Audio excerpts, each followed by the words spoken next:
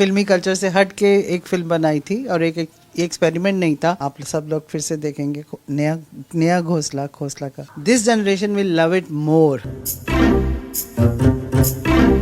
आज हम बात कर रहे हैं फिल्म खोसला का घोंसला के बारे में। तो ये फिल्म तो दोबारा रिलीज़ हो रही है, लेकिन इस फिल्म से जुड़ी हुई बहुत सारी मज़ेदार बातें इसको बनाने के लिए आज हमारे साथ ये टीम है जिन्होंने क्रिएट किया है। एक्टर्स को आप देखते हैं, लेकिन आज मैं उस टीम से मिलाने जा रहा हूँ जिन्होंने एक्चुअली क्रिएट किया।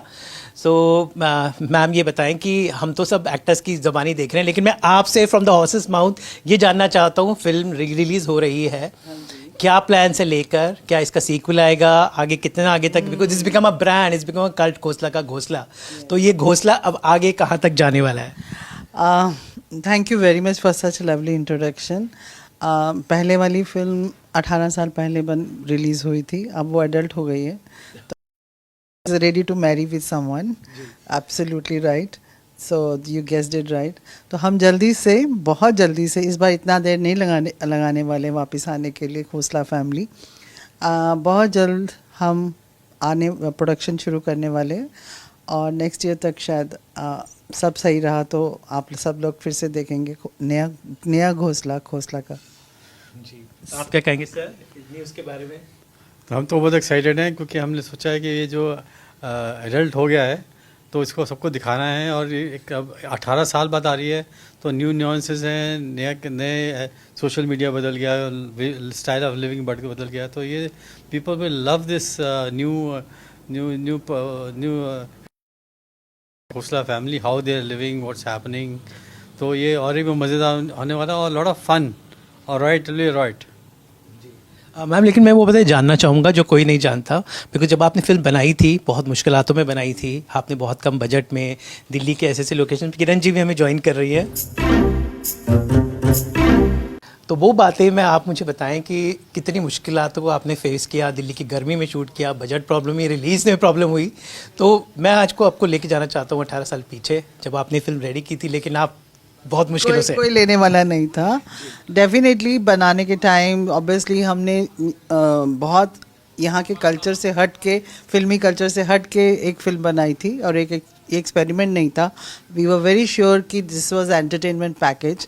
हमने एक्टर्स की सिलेक्शन से लेके, स्टोरी की सिलेक्शन से लेके, लोकेशन की सिलेक्शन से लेके, एवरीथिंग वाज हट के फ्रॉम द रेगुलर फिल्म। या we have done, like Rajesh Singh, we have done a lot of research on the level of relationships, father son का क्या होता है।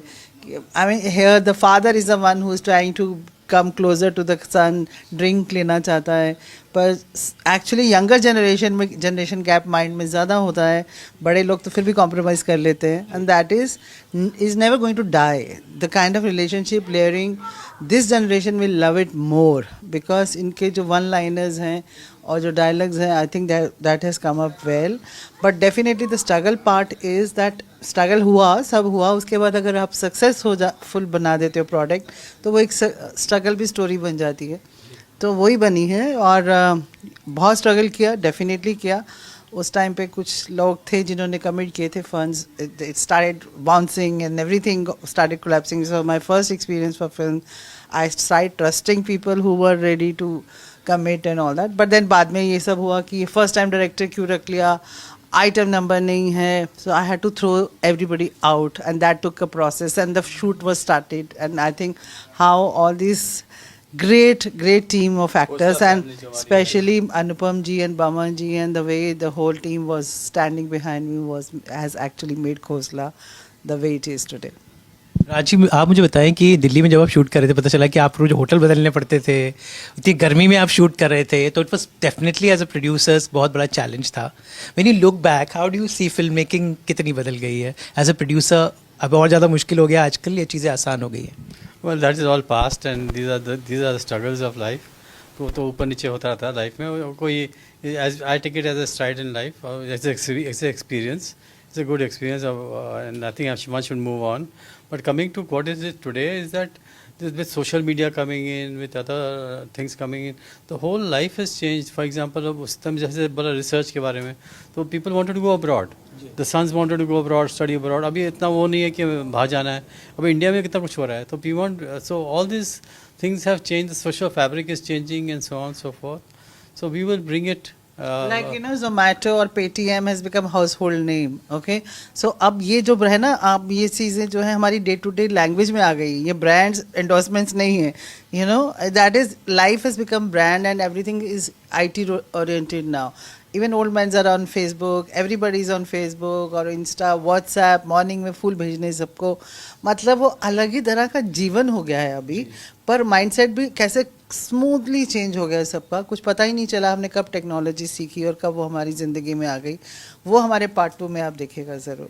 जी, तो चलिए उम्मीद करते हैं कि इस बार भी जो घोसला का घोसला लोगों को पसंद आया. All the best ma'am for and looking forward. By the way आपकी एक और फिल्म झुंड भी बहुत अच्छी थी, तो उसमें क्या है, उसका भी पार्ट 2 आने वाला है? हो सकता है. जल्दी सुनेंगे आप. तो सविता मैम आपको ऑल द बेस्ट एंड उम्मीद करें इसी तरह अच्छी अच्छी फिल्में बनाते रहें. Thank you so much.